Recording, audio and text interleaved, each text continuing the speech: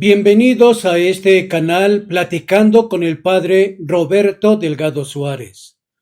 El tema que vamos a abordar hoy es el celibato en los concilios.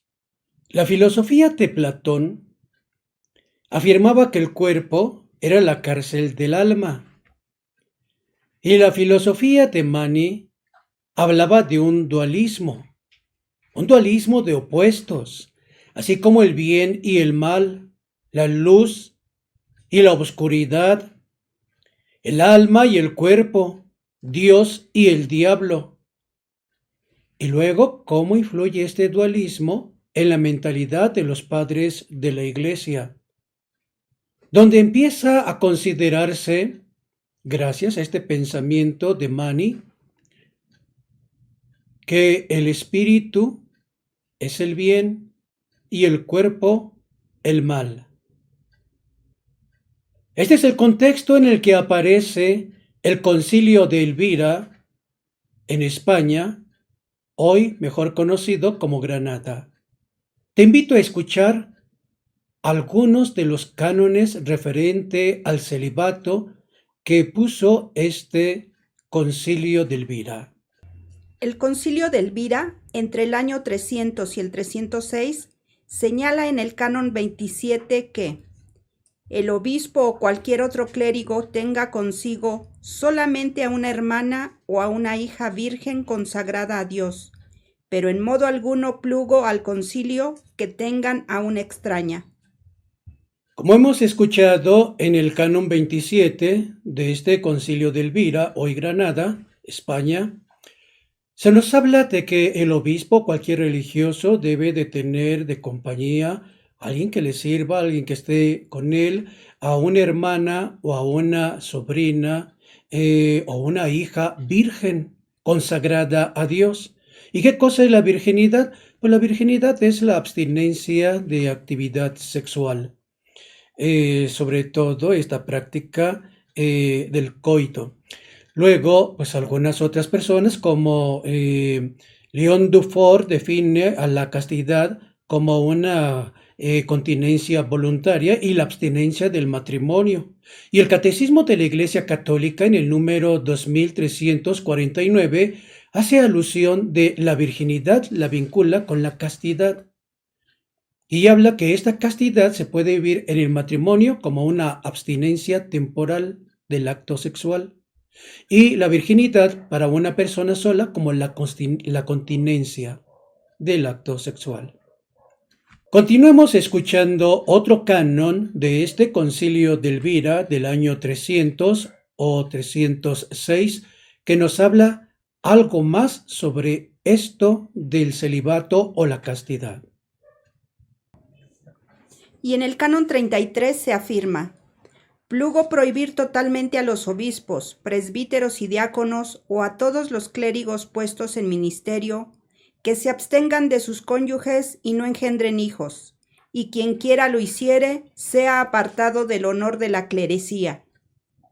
Como hemos escuchado en este Canon 33 del mismo Concilio de Elvira, da unas indicaciones a los clérigos en los diferentes grados que tengan para abstenerse del matrimonio de su mujer y de tener hijos. Y todavía viene ya una sanción. Y la sanción es quien no cumpla con esta norma, entonces será sancionado con la expulsión del estado clerical. Esto mismo fue reafirmado por el Concilio de Constantinopla. Te invito a escuchar qué cosa es lo que dice este concilio.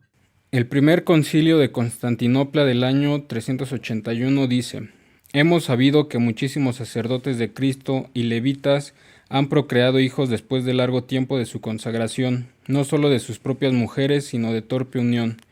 El Señor Jesús quiso que la forma de la castidad de su iglesia, de la que Él es esposo, irradiara con esplendor, a fin de poderla hallar sin mancha ni arruga. Efesios capítulo 5, versículo 27. Como lo instituyó por su apóstol, cuando otra vez venga el día del juicio, todos los levitas y sacerdotes estamos obligados por la indisoluble ley de estas sanciones, Es decir que, desde el día de nuestra ordenación consagramos nuestros corazones y cuerpos a la sobriedad y castidad, para agradar en todo a nuestro Dios en los sacrificios que diariamente le ofrecemos. Mas los que están en la carne, dice el vaso de elección, no pueden agradar a Dios. Romanos capítulo 8, versículo 8. Y en cuanto a aquellos que se apoyan en la excusa de un ilícito privilegio, para afirmar que esto les está concedido por la ley antigua, sepan que por autoridad de la sede apostólica están depuestos y de todo honor eclesiástico, del que han usado indignamente y que nunca podrán tocar los venerados misterios, de los que asimismo se privaron al anhelar obscenos placeres. Y puestos que los ejemplos presentes nos enseñan a precavernos para el futuro, en adelante cualquier obispo, presbítero o diácono, que cosa que no deseemos fuera hallado tal, sepa que ya desde ahora le queda por nosotros cerrado todo camino de indulgencias, porque hay que cortar a hierro las heridas que no sienten la medicina de los fomentos. Como hemos escuchado en esta lectura, el Concilio de Constantinopla hace alusión a la castidad, no al celibato. ¿Qué cosa es la castidad? Bueno, es una virtud natural con la que nacemos todos. Es un don natural. Y cuando esta castidad se vive en el matrimonio, se refiere a la abstinencia temporal del ejercicio de la sexualidad. Cuando se vive en la vida religiosa como un voto, entonces esto se llama castidad perfecta. Perfecta cuando se abstiene de todos, de la sensación o del impulso sexual, del deseo carnal. Es perfecta porque esa abstinencia tiene un sentido, y el sentido es por el reino de los cielos. Nos dice el Código de Derecho Canónico en el canon 599 que es un consejo evangélico y que se asume gracias al reino de los cielos o por el reino de Dios. El Catecismo de la Iglesia Católica también hace alusión a esto de la castidad. En el número 2337 y 2339 nos está hablando que implica un ejercicio de la libertad, un ejercicio de la voluntad, por tanto, una pedagogía de la educación. Una educación en la libertad. Luego, lo diferencia de la castidad de celibato.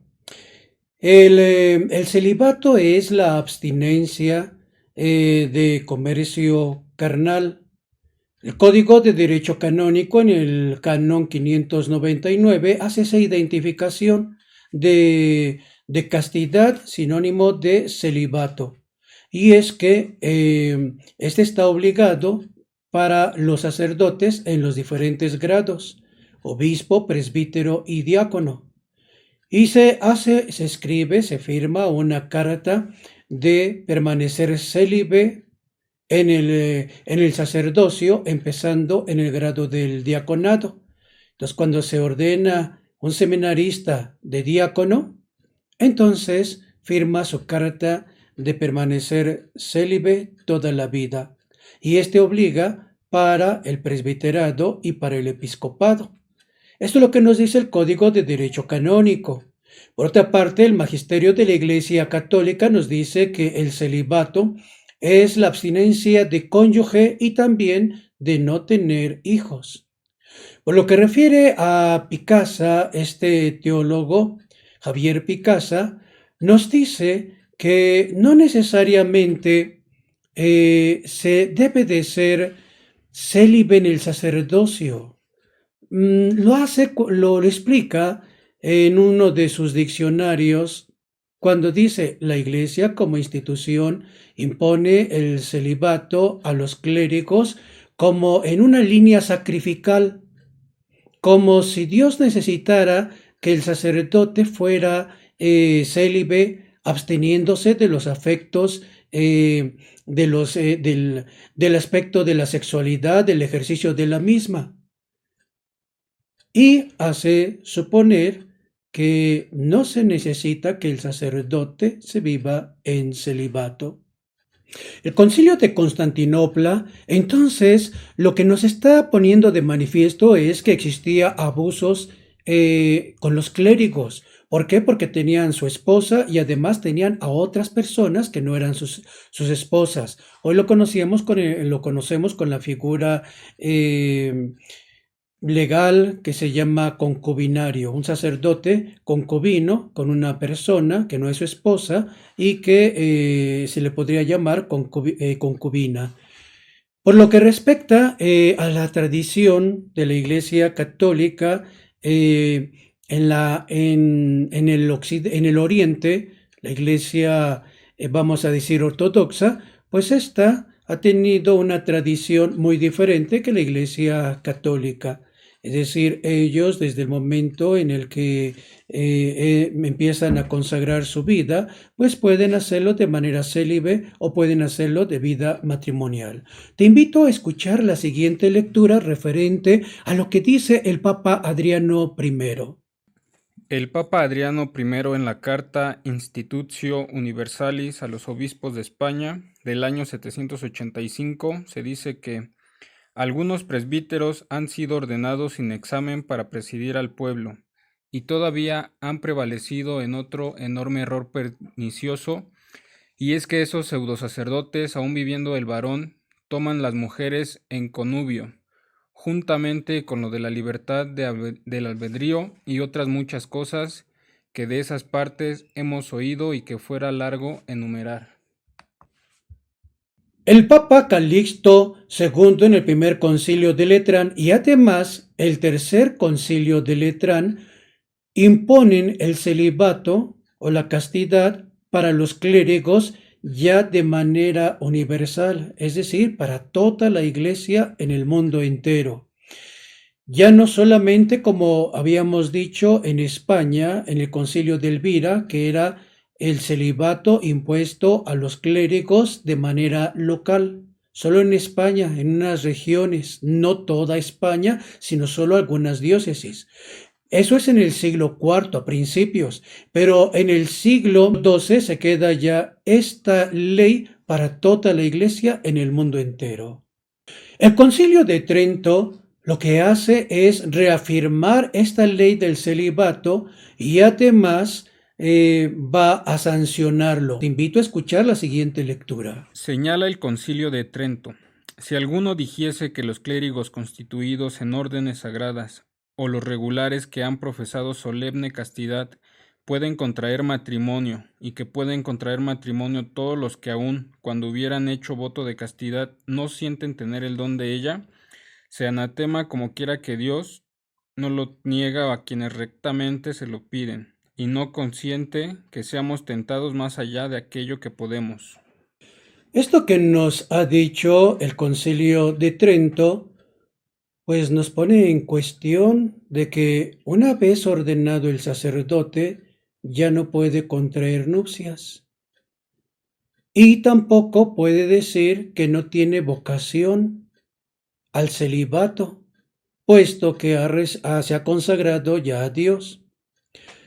Hoy nos replanteamos, hoy en el mundo entero, con esto del sínodo, de la sinodalidad y del tema de la abolición del celibato, pues se preguntan realmente si todos los sacerdotes tienen vocación al celibato. Hay quien dice, todos los sacerdotes tienen vocación al servicio, al bien común, al servicio en la iglesia. Y hay quienes dicen, pero aunque todos los sacerdotes tienen vocación al servicio, no todos tienen vocación al celibato. Y suelen preguntar o afirmar o comentar, pues algunos son misóginos, es decir, odian a la mujer y por eso mejor se abstienen de ella.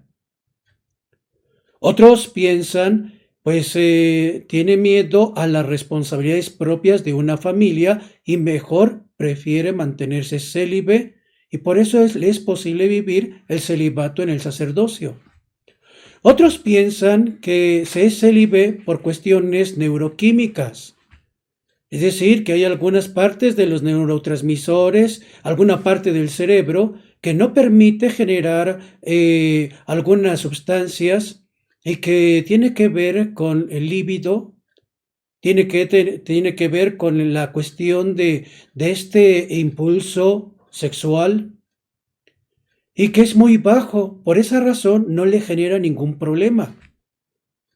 A quienes llegan a pensar que fácil sería ser obispo porque se mantiene en el celibato por razón secreta de misoginia o de un problema neuroquímico o un problema de miedo a las responsabilidades de una familia. Esto es lo que nos plantea el Concilio de Trento. El problema en el mundo contemporáneo es que hay sacerdotes que han formado una familia a la vista de toda la comunidad. Es un secreto a voces.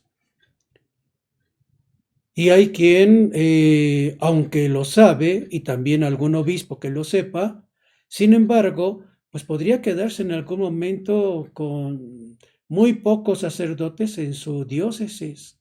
Es un problema real en el mundo contemporáneo y en cualquier parte del mundo. No es propio de una región. Sin embargo, se proponen